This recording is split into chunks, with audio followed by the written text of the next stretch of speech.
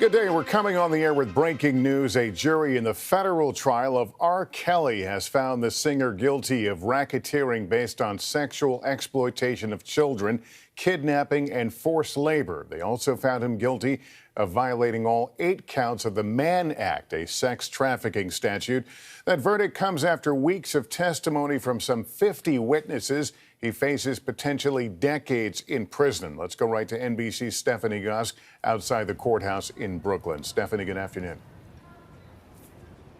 Good afternoon, Lester. This is a man who was once dubbed the king of R&B. He wrote that song, I Believe I Can Fly. He won 3 Grammys from it. It was an anthem of sorts in the mid-90s, now going to prison potentially for decades. 1 charge of racketeering, as you said, other 8 charges of sex trafficking. And you might hear racketeering and think, isn't that for mafia bosses? But this was part of a unique strategy on the part of federal prosecutors to introduce sexual assault allegations that were well outside the statute of limitations. And at the center of this case, Lester, was the story of Aaliyah, a pop singer who many people know died tragically in a plane crash in 2001.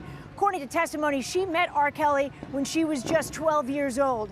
A witness, a compelling witness for the prosecution, said that she actually walked in on R. Kelly performing a sex act with Aaliyah when she was either 13 or 14 years old. We then heard from one of his employees that at the age of 15, he bribed an official in Illinois to get a fake ID so that Aaliyah could marry R. Kelly at the time, who was 27, because he suspected Aaliyah may be pregnant, and if they married, she could not actually give any testimony against him in a statutory rape charges. But it concludes dozens of witnesses coming forward with depraved allegations of abuse, physical, emotional, sexual, a number of alleged victims. And as you said, this was a trial that lasted weeks, but prosecutors argued that this was actually something that was decades in the making. His defense over the course of the trial tried to portray the victims in this case as out opportunists who were looking for money and fame, but very clearly here in the end, the jury decided the prosecution had made its case, Lester. And Stephanie, he has been in custody leading up to this, correct? And Stephanie, he has been in custody leading up to this, correct? Yes, he has, for 2 years. And this is not the end of the road in terms of the charges that he faces. He still has state and federal charges, sex trafficking, sexual assault, as well as pornography charges. He was acquitted on pornography charges back in 2008, but at this point, he still has weeks, years, months down the road where he's going to be dealing with these allegations in a courtroom. But he is, for now, facing decades in prison. His sentencing due to take place May 5th here in New York. Lester? All right, Stephanie Gosk outside the courthouse. Joining me now, NBC legal analyst Danny Cevallos. And Danny, Stephanie kind of hinted to this idea that the prosecutors had to get a bit creative in order to get some of these cases in front of a jury. Does that increase the likelihood, the chances of appeal here?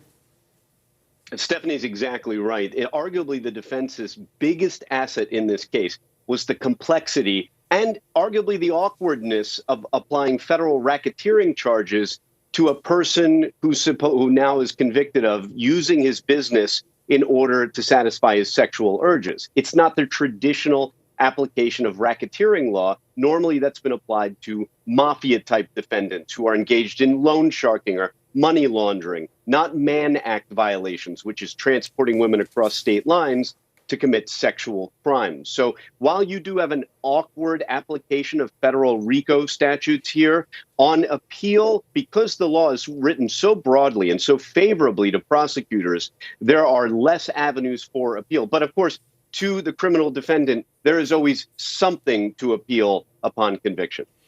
Danny Cevallos, thank you. Let me bring in former New York federal and state prosecutor Tali Farhadian Weinstein. She's also an NBC News legal analyst. And I'll put the same question to you. Does this creative use of the racketeering statute make this, did it make it a more difficult case? And what does it mean about potential for appeal? So I expect that R. Kelly certainly will argue on appeal, as he argued in front of the trial court that he was not an enterprise, which is what prosecutors have to prove in a racketeering case, that he was just one person. And so this structure didn't fit. But Lester, this, while a new use of RICO, is certainly not unprecedented. In fact, just last year, the same federal prosecutors over in Brooklyn, New York, made a racketeering case against Nixium, alleging that it too was a criminal enterprise involving sex trafficking and similar offenses. And the jury came back very quickly in that case as well, within a day, really unusual in such a long trial to give such a resounding verdict all across the board and to affirm the prosecution's theory. The whole idea, though, of racketeering, does it not implicate potential others who have created some sort of a network or organization? And to that, my question, I guess, is will others who will be seen as enablers perhaps face justice?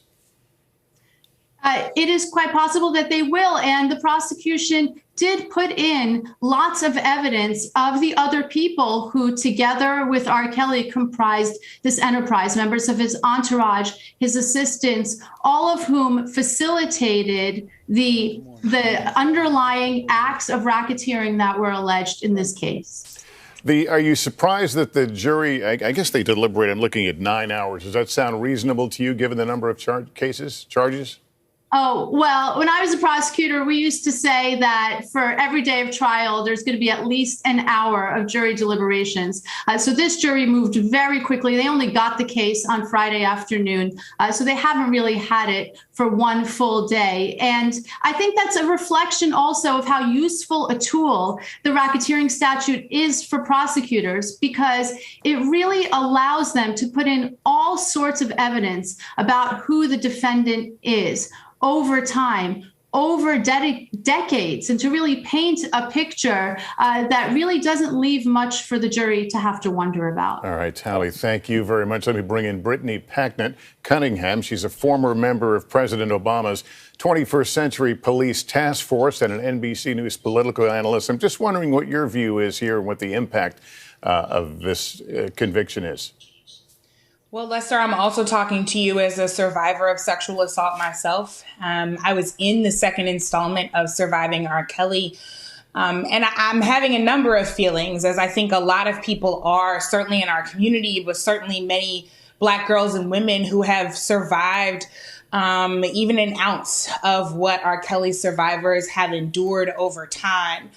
I think it is really important here for us to recognize that Tarana Burke, the founder of the Me Too movement, has been very clear from the beginning that this has always been in service of Black girls and women who are too often forgotten about in these conversations. And yet we have a major statement being made by this court about not just this person, but hopefully a statement that will reverberate for a long time and actually extend and expand to discuss the value of Black girls and women. For so long, R. Kelly was allowed to move and to operate not just without any consequence or accountability, but also with great support from his collaborators, from his record label, from concert venues, from radio stations that continued to play his music and that gave him the funding to continue to commit the crimes and the atrocities that he did. So I think it's critically important for us to remember that this is one trial, but there are Black girls and women who are suffering every single day from sexual and intimate partner violence and abuse, and that they're being doubly abused by systems that render them unimportant. So I'm really reflecting on his survivors who bravely spoke out, on people like Dream Hampton, who made sure that this conversation would be expanded and that this could not go on any longer, and all the Black women and girls today who deserve safety from predation. Well, we appreciate you adding your voice to this conversation. This concludes our coverage of the R. Kelly verdict. We'll have much more tonight on NBC Nightly News. I'm Lester Holt in New York. Thank you for watching. We'll see you a bit later this evening.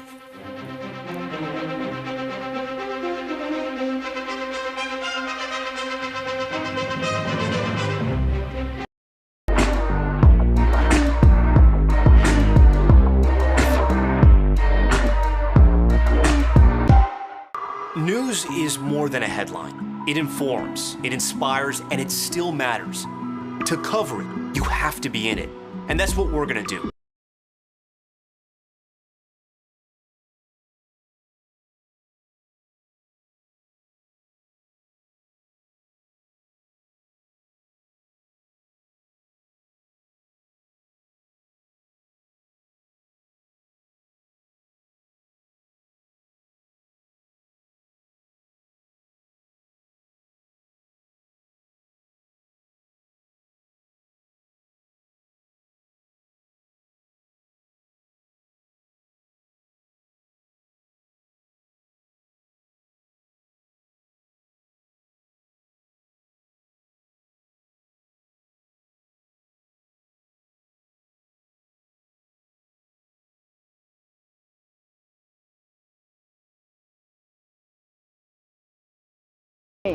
of Reverend Martin Luther King Jr.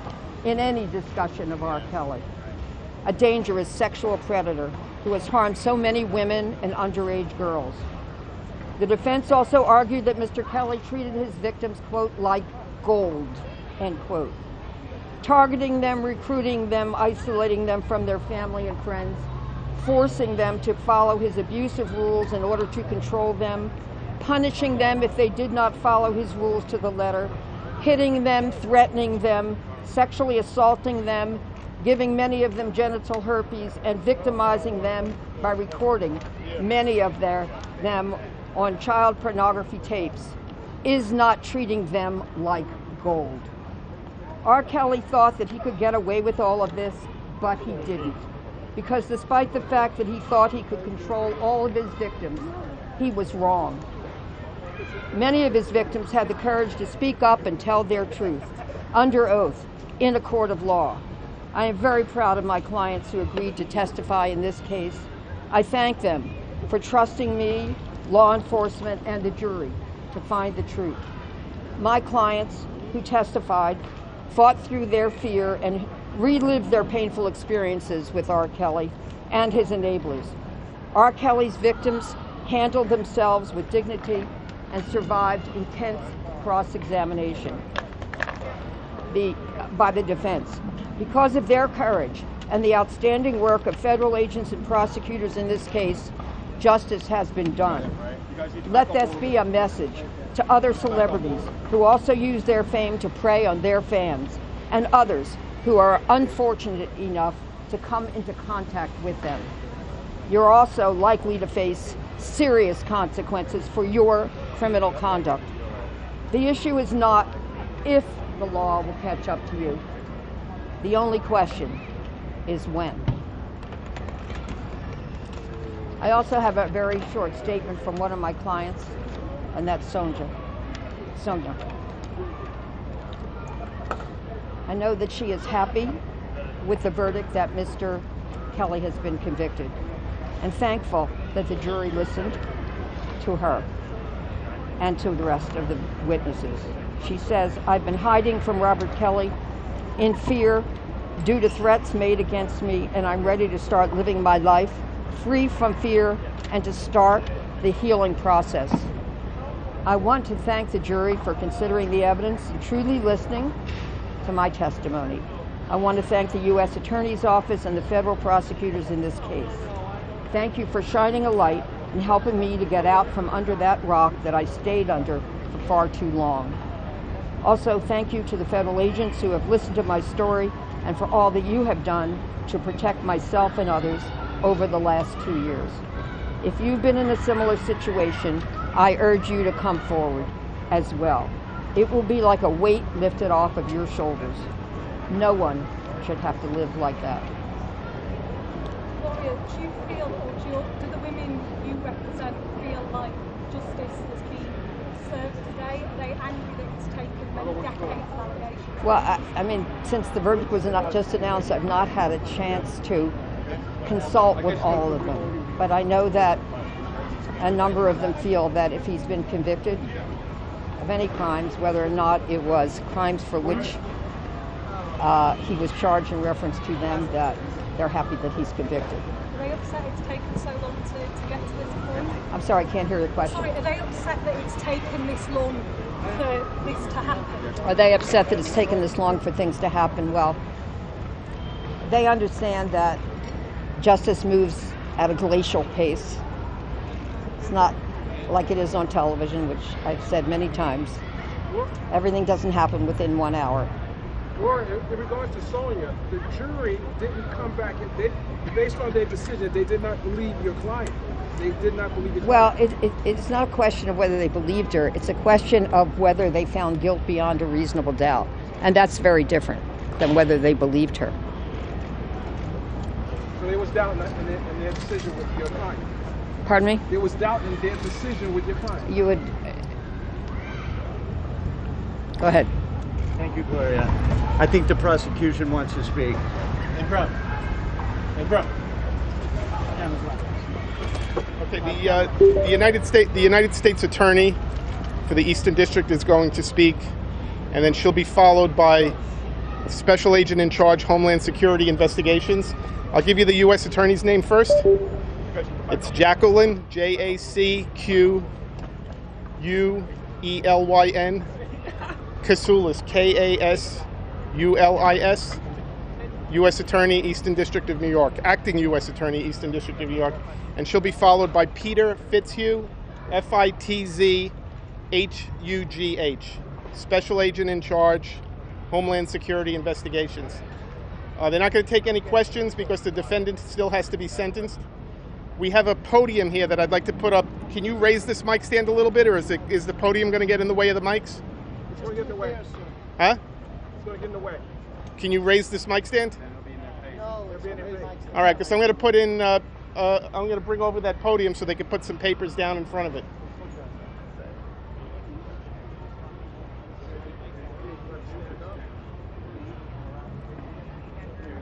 Hey, so were you surprised?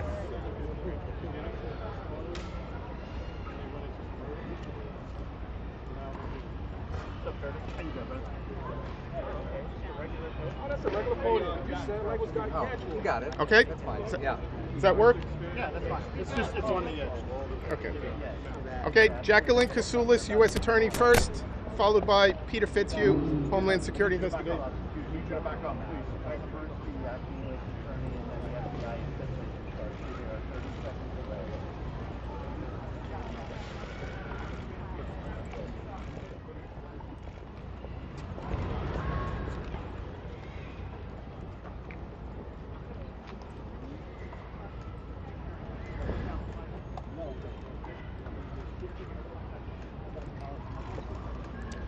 Good afternoon, everyone.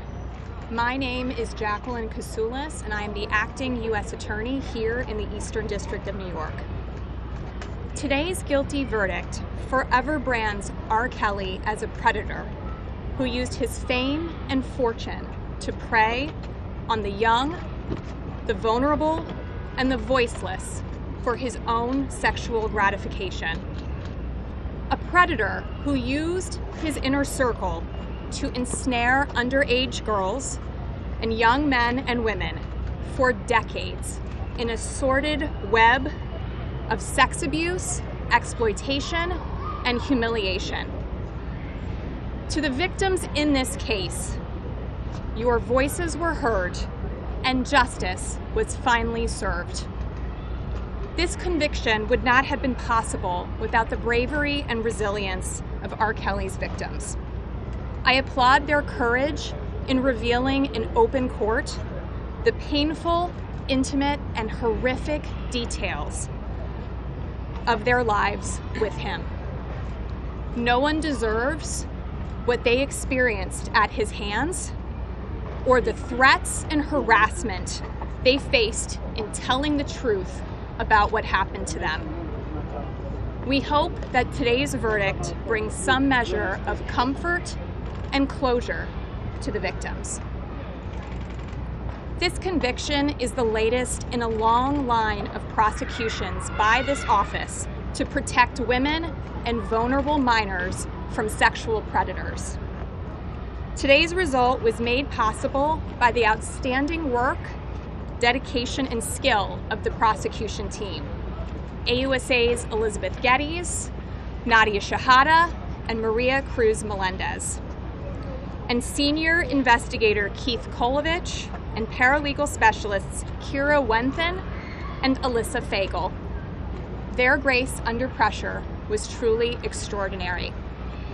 I want to commend and thank the Special Agents Ryan Chabot and Sylvette Reynoso of the Department of Homeland Security Investigations under the supervision of Supervisory Special Agent Elvin Hernandez for their outstanding work on the case, along with detectives from the New York City Police Department.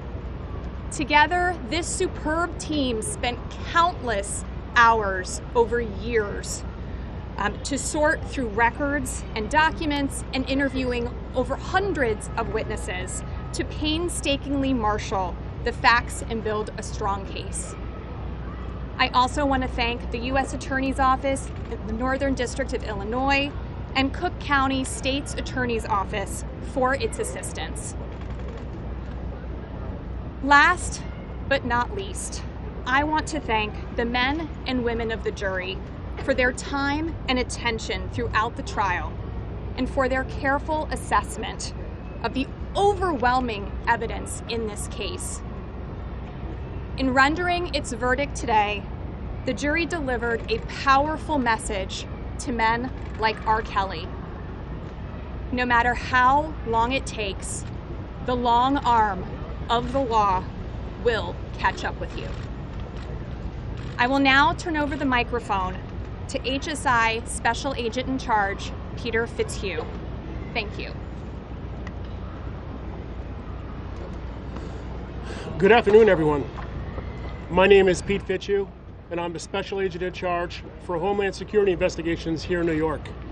Before I begin my remarks, I'd like to quickly thank Acting United States Attorney for EDNY, Jacqueline Kasoulas, and her amazing team of prosecutors. Today's verdict brings an end to Robert Kelly's decade-long reign of terror over many vulnerable girls, boys, and young women. With this verdict, it is my sincere hope that it will also begin the healing process for these brave survivors. Today's decision demonstrates that our system of justice knows no boundaries and will hold criminals accountable, regardless of their fame or fortune. Mr. Kelly once said, "I'm no angel, but I'm no monster either." I wholeheartedly disagree with that. The investigative and prosecution team spent months conducting hundreds of interviews, analyzing documentary and electronic evidence, all of which confirmed the true depravity of Mr. Kelly. For years, Mr. Kelly believed that his power and fame could defy the justice system and allow him to continue his abuse. Today, a jury of Mr. Kelly's peers confirmed what these courageous victims have known for far too long. Mr. Kelly is a prolific serial predator.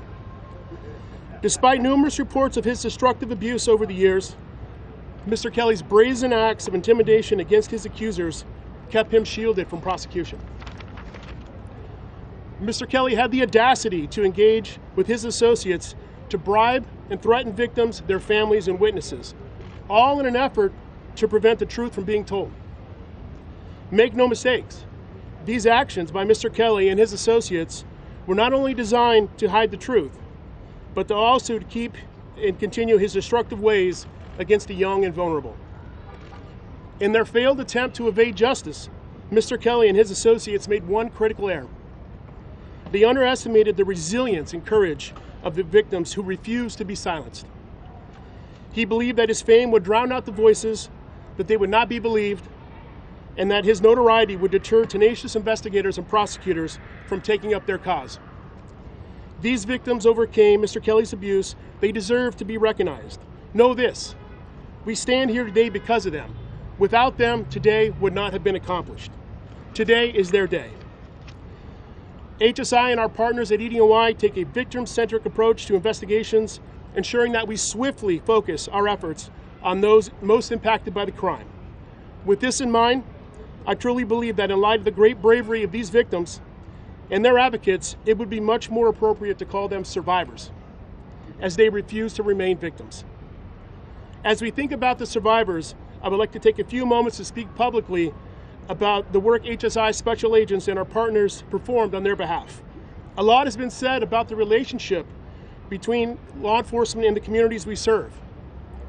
Today is a reminder of our profession's highest calling, to protect the public against oppressors. Today's verdict was not inevitable. It was only possible because these survivors placed their trust in law enforcement. They believed that agents and prosecutors would diligently seek out the truth and bring Mr. Kelly to justice. For that, you have my utmost respect and admiration. Today, we stand united with the survivors and our community with one simple goal in mind. Mr. Kelly and others like him will never again be in a position to abuse others. Together, we will continue this work to make certain that one day, days like today won't be necessary. Thank you. Thank you, everybody. No questions? That's it. That's it. No questions.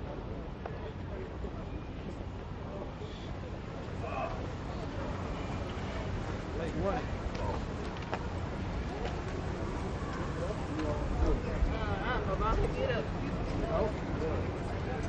Oh yeah. Back.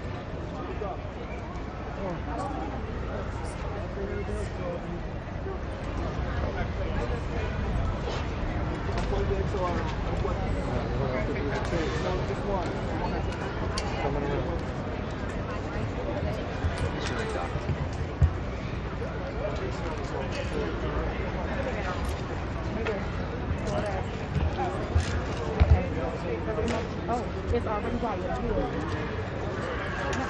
Okay, take this and go around.